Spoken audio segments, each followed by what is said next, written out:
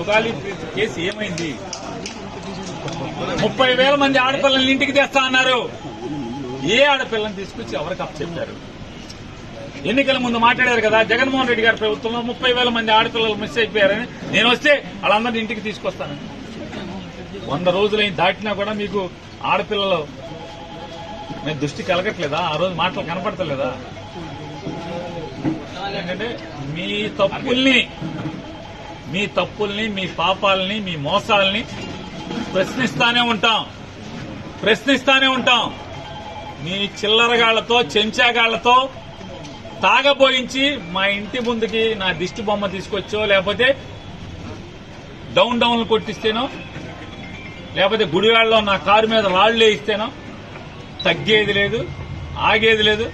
పవన్ కళ్యాణ్ గారికి గట్టి నీ చేతన అయితే, చిత్తశుద్ధి ఉంటే, నికార్సైన రాజకీయ నాయకుడు అయితే మంచిగా పరిపాలన చేయి. ప్రజలకు ఇచ్చిన మాటలు ఏమిచ్చారో ఆ మాటలు నిలబెట్టుకోండి, హామీలు నిలబెట్టండి, స్టీల్ ప్లాంట్ ని కాపాడండి, రైల్వే జోన్ తీసుకురండి, ఇట్లాంటి బోళ్ళని చేయండి.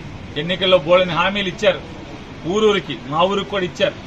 బందర్ పోర్టు అమ్మకానికి పెట్టారని చెప్పి ఊరు వాడ అల్లరల్ల మోతకే ఉంది.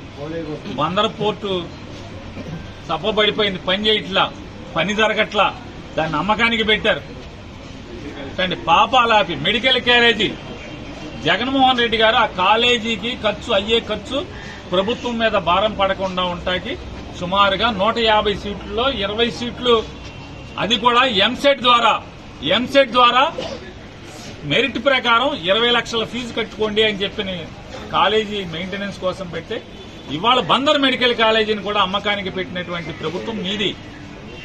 అంటే ఒక ప్రభుత్వ మెడికల్ కాలేజీని ప్రైవేట్ వాళ్ళకి అమ్మకానికి పెట్టి ఆ రోజు జగన్ గారు 20 లక్షల ఫీజు కట్టండి అంటే మీరు అంటే ఆ రోజు ఆక్షేపణగా మాట్లాడిన మీరు ఇవాళ 150 సీట్లలో 75 సీట్లు అమ్మకానికి పెట్టి, అంటే 2 కోట్లకి 3 కోట్లకి అమ్మకానికి పెట్టేలాగా ఒక ప్రైవేటు వ్యక్తులకి కాలేజీని బేరం పెట్టినటువంటి మీ ప్రభుత్వం. వాటిని సరిదిద్దండి, అట్లాంటి తప్పులు సరిదిద్దుకోండి.